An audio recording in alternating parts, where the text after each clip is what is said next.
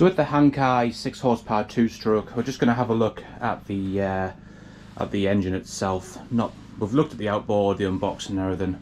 That was in a separate video, and in this one we're going to look at the engine itself in particular. And I've got a Mariner 4 horsepower. I know this is the 6. This is the 4. That's the cowling it uses. It's like that silvery lettering, and it's very, very similar in layout, in the fact that obviously the kill cord there, this was an older style Mariner, so the kill cord was a push button and it went in to the front there, and all I've done is I've modernized it and I've put a proper kill cord in. Now if we have a quick look at this layout, and we'll look at the sort of the interlock here for the in-gear protection, the carburetor, the CDI, the coil, the fuel tank, the spark plug. You know, we've got the trigger up here, we've got the fuel pump, the recoil starter, and we come over to this engine, the Hangkai. Now if we have a look, sort of set back here, we've got the interlock here, it's over here, almost identical, even the way the springs laid out, the connections, the clips and everything like that. The recoil starter, the way the bolt pattern's almost the same. Fuel tank, obviously same sort of position here, slightly different shape, design. See, it's got the cowls. There's the cowl. The cowl's a little bit bigger, but overall, at the first glance, very similar. I believe the water pump, we're going to dig into the water pump later when we do an impeller change on the Hangkai. I believe the water pump is similar in the fact that those pumps have sort of like it's like a 45 degree or 90 degree radius curve pickup point on the pump, but I'll show you that when we do that. But at the moment we're just going to look at the power heads on both these engines. So looking at the carburetors to start with, on this Hangkai, we can see it here, it's unbranded, it does have some markings on the other side there. I did have a look on Google, it doesn't come up with anything. But if we have a look here, we've got the air box, and it's sort of it curves, so the pickup's here for the air, curves and goes in the throat there. We've got the choke, the throttle linkage there, we've got a top cover, mixture adjustment screw, and then we've got the fuel pump, which is here mounted to the side. Now if we look at this this Mariner, again we've got the fuel pump, we've got that top cover on top, we've got that air intake, spin it around there, we've got the choke, and we've got the throttle linkage, and we've got the mixture screw as well, if you see that there. So I don't know if they would be interchangeable. It's possible they are, because obviously if you think about it, this Hangkai who make them, I presume the same name, they're not going to build and design their own carburetors. They're going to take that carburetor from somewhere else, and what better to do than an older Mariner. They've already done the research, the designing, the sourcing. These are readily available. You could order a box of 1,000 of them and away you go. So looking at that fuel pump and that fuel pump, I would say those carbs are very, very similar, if not the same. Obviously a few slight tweaks, differences, but just looking at them visually, looking fairly the same. I'd imagine the rebuild kit for that wouldn't be far off that. I'd imagine it'd probably fit. We'll have a look at the electronics now. I'll just spin this engine back around so we can have a look. So on the left here we've got the ignition coil, and it goes off the HT lead to the cylinder, spark plug, which is just sort of recessed inside the fuel tank or underneath the fuel tank, CDI unit down there, and we've got all our cables which run off to our ignition, the pickups, the coil, you know, the kill cord there. We're going to go into this Hangkai, and same place, probably the same mounts on the block. If we have a look, very close, very similar. So we've got a bolt sticking out just here, and on here we've got a bolt there. So very, very similar engine. Unbranded, we've got the CDI unit, no markings on it as well, and the ignition coil there. Wiring, sort of a similar place. It's actually got loops there, which I imagine that the wiring should be in those loops, just like the loops on the Mariner. We come around the fuel tank. The fuel tank's different. It looks a little bit bigger. I'm not going to lie, it does look a bit bigger. It's held on with 3 M10 bolts. I've removed them here. We've got nuts on the bottom, so we can pull it up, get the bolt out of the way. We can lift the tank to the left and out the way. It's got a spacer there. So you've got an inline fuel filter there, and that's the same as the Mariner. There's a little fuel filter down there. And we've got the spark plug here. There's the cylinder head. Just what's that? 5 bolts holding the cylinder head on. I'd imagine, without taking, if we can have a look inside. Yeah, that's 5 bolts as well. Same bolt pattern.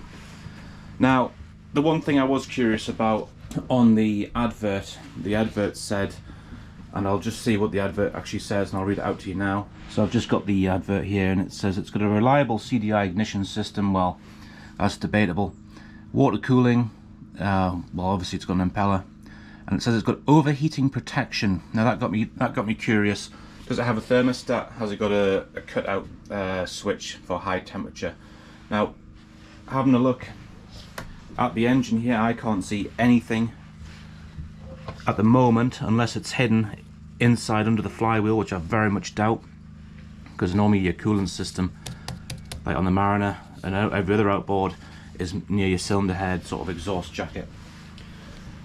I can't see any thermostat or the location for a thermostat, and there's certainly no high temperature switch or anything like that. There's no wiring. The only wiring that's leading off from here is going to our stop switch, and then it's coming round to this pickup here on the flywheel for the timing. There's no other wiring that I can see. Correct me if I'm wrong in the comments, but I can't see anything where a thermostat or your temperature switch would be. Same on this Mariner, there's no high temperature switch on this one either. It's the same. The only wires coming around up to this pickup, exact same position. So yeah, I think that's a bit of a lie. I don't think there's a high temperature switch. There's not even a warning light or a horn or anything on this. I think it's just they've said that because it sounds good. Like I say, correct me if I'm wrong, and I'll have a look, and if you say where it is, I'll dig around. At the moment, I can't see it without actually removing the engine, flipping it upside down. I don't see why they would put a thermostat on the underside, because that's just absolutely insane. Like, it's a serviceable item. You have it on the top here. You don't have them underneath. It's just silly. So the next thing we'll do, we're going to pull the spark plug out. We'll have a look at the spark plug. The spark plug, it said NGK. I forget what it said. I'll put it on the screen there. It was some numbers. I've never heard of it before. I don't know if it's just a part number. But normally the part number is the part number on the spark plug. We'll get it out and we'll see what the instructions say as to what we've got. There we are. I pulled the spark plug out. You can get the spark plug out with the fuel tank on, because you just go underneath there. If you see here, I'll put the fuel tank, spin it back round, put the fuel tank on. That's where the spark plug is, that little hole there. HT boots on there. So I pulled it out, and it said in the book here it's an NGK E7TC or an E7TC, so it says both of them at the same time. The clearance is 0.9 to 1 mil. So I pulled it out here, and it's not a E7TC, it's a BP7HS NGK. Yep, it's even stamped on the side there as well. Now I don't know if this is a genuine one. I imagine it probably is for the cost of them. It's hardly worth trying to find a fake spark plug. I don't even know if they do fake spark plugs. But there we are. I mean, even the stamping looks like an NGK stamping. And it's saying the spark plug gap between the electrode and the ground should be 0.9 to 1 mil. Now, I've got my feeler gauge here, and the largest one I can put in right now is 0.6. So it's not even gapped correctly from factory. It's nearly half of the max of what it should be. So I'll re-gap it to 0.9 and we'll reinstall it before we start it, and then we'll probably look today to probably get some fuel into it and give it its first run. So if you look there, this is 0.6 and it goes in just nicely. If I find 0.9, well, there's 1.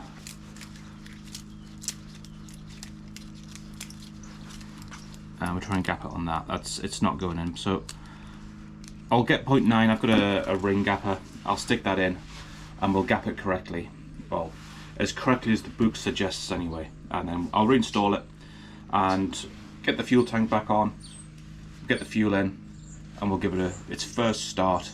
Obviously, like you saw in the first video, if you watch the unboxing, there's a sign that says fill the gear case with oil, and we'll do that first as well.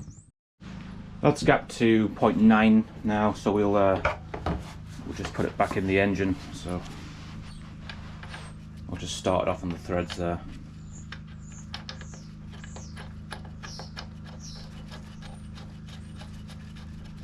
I'll nip that up and then we'll put the boot back on. Like I say, we'll put the tank on, we'll fill the gear case because it's got a sign there saying fill from factory, and we'll get underway with the test run. Like I say, I'm almost convinced that the Hangkai is a copy of this Mariner. Not probably this Mariner specifically, but this model type of Mariner, that horsepower range of the Mariner, probably that year, because it's very, very, very similar. Anode position, the prop, just everything. I'd imagine even probably the dimensions to a small degree is probably, it's not far off. But then most of these engines, they are quite similar, but this one, it's got striking resemblance as to what I've seen so far. It does look a bit more, it is a bit more cheap, like the metal work on it and the tank and everything like that. But what do you expect? I mean, I paid, I think it was £324 just at the end of November 25. So you're not for that money, you're not going to get that. I know that's old, but even like a Mercury, the 4-stroke there, they're built to a different standard. There's the quality control, the parts. You know, I mean, who's to say that carburetor even works? I don't even know if they've given this a test run or not. Who knows? I don't know. We'll find out when we give it a run. So like I say, before we get going, we're going to do the gear oil. So I've got a 10mm socket here. We're just going to take off the top vent.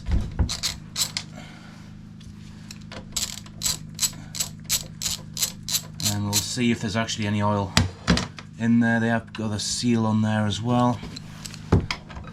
It does say there's no oil, but I've seen these before with, you never know, a bit of oil in them.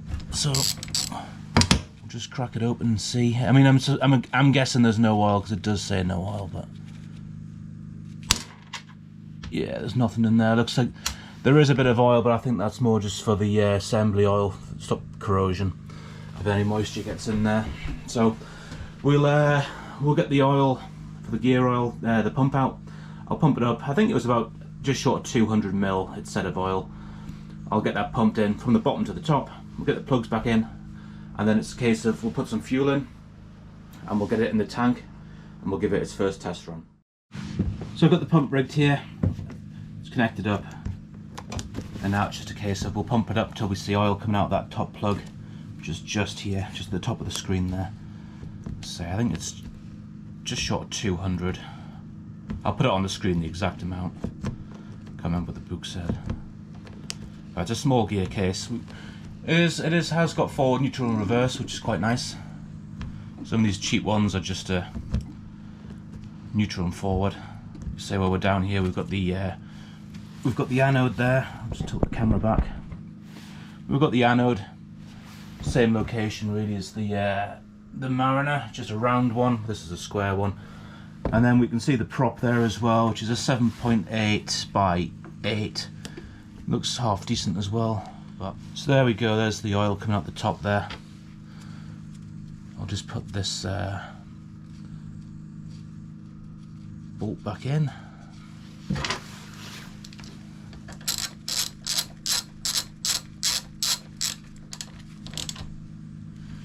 There we go. Unwind this bottom one. So the seal's just popped off there as well. Retrieve that. And we can put the bottom bolt in. Yeah, the seal's just like almost like a doughty washer in a way. It's just a metal ring with a rubber insert in the centre. Certainly do the job for what we need. So we'll just nip this up. We'll make some fuel. I think I've got some fuel already pre-mixed with 2-stroke.